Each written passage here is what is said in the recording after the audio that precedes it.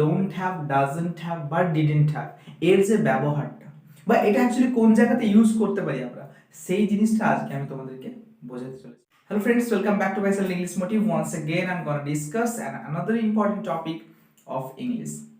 আজকে যে টপিকটা আমি একটু আগে বলছিলাম যে এই যে ডোন্ট, ডাজন্ট এবং ডিড, এই যে হ্যাভটা তার সঙ্গে ইউজ হচ্ছে, কেন এটা ইউজ হচ্ছে বা কোথায় এটা ইউজ, ব্যবহারটা কি। হ্যাঁ, তোমরা করে এসছো, এমনটা নয় যে তোমরা করে আসোনি, তোমরা এর আগে কিন্তু এটা করে এসছো, কিন্তু এইটা তোমরা করে আসোনি।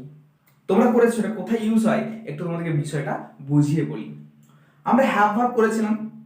হ্যাভ ভার্ব মানে কি, কোনো কিছু আছে, কোনো কিছু পজেস করা বোঝাচ্ছে। মানে আমার হয়তো দেখা গেলো আমার এই পেনটা আছে, আই হ্যাভ দিস পেন, এটা আমি বলতে পারি।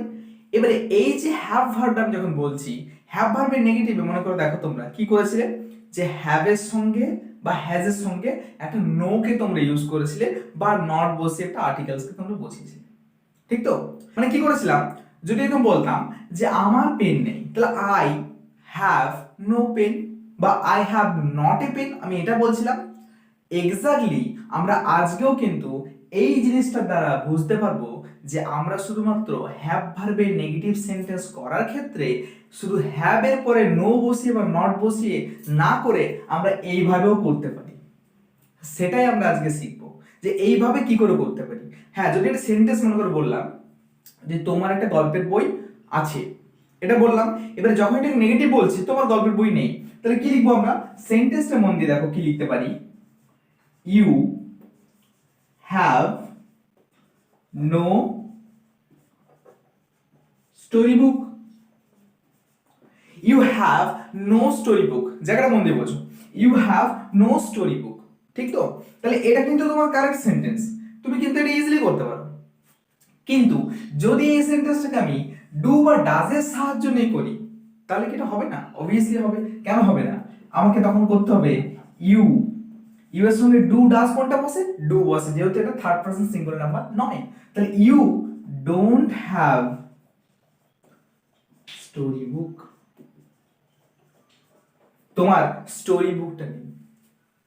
তোমার একটা ফুটবল আছে বা তার ফুটবল আছে, এই সেন্টেন্সটা তার ফুটবল নেই, নেগেটিভের ক্ষেত্রে শুধুমাত্র আমরা এই ডোন্ট এবং ডাজন্ট কে আমরা ইউজ করতে পারি। শুধুমাত্র হ্যাভ ভার্বের ক্ষেত্রে আমরা এই জায়গাটা ইউজ করতে পারি। মানে এইটাতে কি হয় দেখো, ডিফারেন্স বেসিক্যালি কোনো কিছু নেই। You have no story book, you don't have story book, দুটো সেম মিনিং, সেম একদম, মানে মিনিংফুলি পুরোটাই কিন্তু সেম, তুমি পুরোটাই করতে পারো। কিন্তু কেন এই ডোন্ট হ্যাভটাকে আমি বলছি যে এটাকে ইউজ করবে? তারপর তোমার যে কথা বলার মধ্যে যে একটা সৌন্দর্য লুকিয়ে থাকে না, যে কথাটা কত সুন্দর বলতে পারলাম, যে পুটিং দ্য ল্যাঙ্গুয়েজ, মানে কোনো কিছু পুট করছি, ল্যাঙ্গুয়েজটা বলছি, সেটা কত সুন্দর ওয়েতে করতে পারছি। এখানেও দেখো you have no story book আর you don't have story book, কোনটা শুনতে বেশি ভালো লাগছে? You don't have story book. তাহলে এটা তোমাদের শিখে রাখা দরকার। এমনটা নয় যে তোমাকে ইউজ করতেই হবে, না করলে তুমি কোনো জায়গায় বলতে পারবে না, করতে পারবে না, এমনটা নয়। তোমাকে এটা শিখে রাখা দরকার, যাতে করে তুমি এটা ইউজ করতে পারো কোনো একটা সময়, যখন তোমার প্রয়োজন হবে বা তখন তুমি এটা মনে করবে যে হ্যাঁ আমি এটা ইউজ করতে পারি। আচ্ছা, তাহলে you don't have story book, এরকম করে যদি বলি আমরা যে তার একটি ফুটবল আছে, একটা ছেলেটির ফুটবল আছে, তাহলে হি হ্যাজ এ ফুটবল, ঠিক তো? এবারে এটাকে নেগেটিভ করলে কি করব?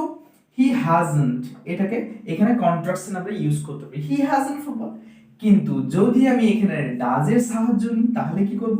তখন করব he doesn't have a football, he doesn't have a football. কিন্তু একটা জিনিস মাথায় রাখতে হবে, হ্যাভটা কিন্তু হবেই এখানে, এমনটা নয় যে এখানে হি আছে বলে এখানে হ্যাজ করলাম, এরকম কিন্তু হবে না। হ্যাঁ, যদি আমি ডাজন্ট না বসাই সেক্ষেত্রে আমরা এখানে হ্যাজ করব, হ্যাজ নট করব, কিন্তু যেহেতু আমরা এখানে ডাজ বসিয়ে দিয়েছি তার জন্য কিন্তু হ্যাভ। হ্যাভ এখানে শুধুমাত্র ওই জিনিসটা যে আছে তার যে একটা পজেস করছে সেটা বোঝানোর জন্য এখানে হ্যাভটাকে ইউজ করা হয়েছে। এবারে এটা গেল ডু এবং ডাজ, মানে যদি প্রেজেন্টে আমরা বলি তাহলে থার্ড পারসন সিঙ্গুলার নাম্বার যেগুলো একটা বোঝাবে সেগুলো ডাজ, বাকিগুলো সব ডু।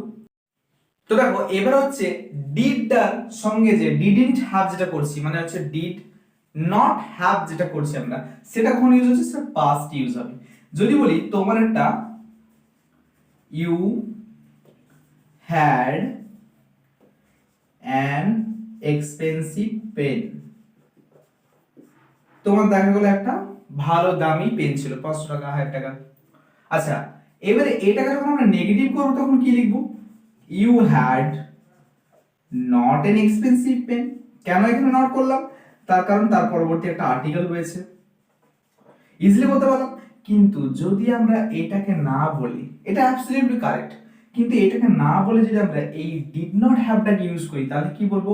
সেন্টেন্সটা এরকম দাঁড়াবে, you didn't have an expensive pen. You didn't have an expensive pen. তাহলে বিষয়টা কিন্তু এরকম নয় যে তোমাদেরকে এটা ইউজ করতে হবে, জাস্ট এটার যে ইউজটা কোথায় কোথায় ব্যবহার করা হয়, কারণ অনেক জায়গায় তোমরা এটা পেয়ে থাকবে। ডোন্ট হ্যাভ আছে, কোথাও দেখবে ডাজন্ট হ্যাভ আছে, কোথাও দেখবে ডিডন্ট হ্যাভ আছে। জাস্ট তোমরা যাতে কনফিউজ না হয়ে যাও টপিকটার জন্য, তার জন্য এটা আমি তোমাদেরকে করিয়ে দিলাম, যাতে করে এই হ্যাড নট এবং ডিডন্ট হ্যাভ এটার মধ্যে ডিফারেন্স নেই। বেসিক্যালি আমরা জাস্ট বলার জন্য এটা ইউজ করি, সেটা তোমরা বুঝতে পারবে। বুঝে গেল? তো আজকে ভিডিও পর্যন্ত। পরবর্তী ভিডিও যেগুলো হবে সেগুলো হচ্ছে হয়তো কোনো একটা ভয়েস চেঞ্জের টপিক নিয়ে দিতে পারি, বা আদার্স যেগুলো রয়েছে সেগুলো নিয়ে দিতে পারি। এই ভিডিও ভালো লাগে থাকলে কিন্তু বন্ধুদের মধ্যে শেয়ার করতে ভুলবেন না, সাবস্ক্রাইব করতে ভুলবেন না, লাইক করতে ভুলবেন না। আর যদি বাকি যেগুলো ভিডিওগুলো দিয়েছি আমি, সেগুলো তোমরা যদি না দেখে থাকো অবশ্যই কিন্তু সেগুলো দেখে আসবে। আর যদি ভালো লেগে থাকে বন্ধুদের মধ্যে শেয়ার করতে কিন্তু অবশ্যই ভুলবে না।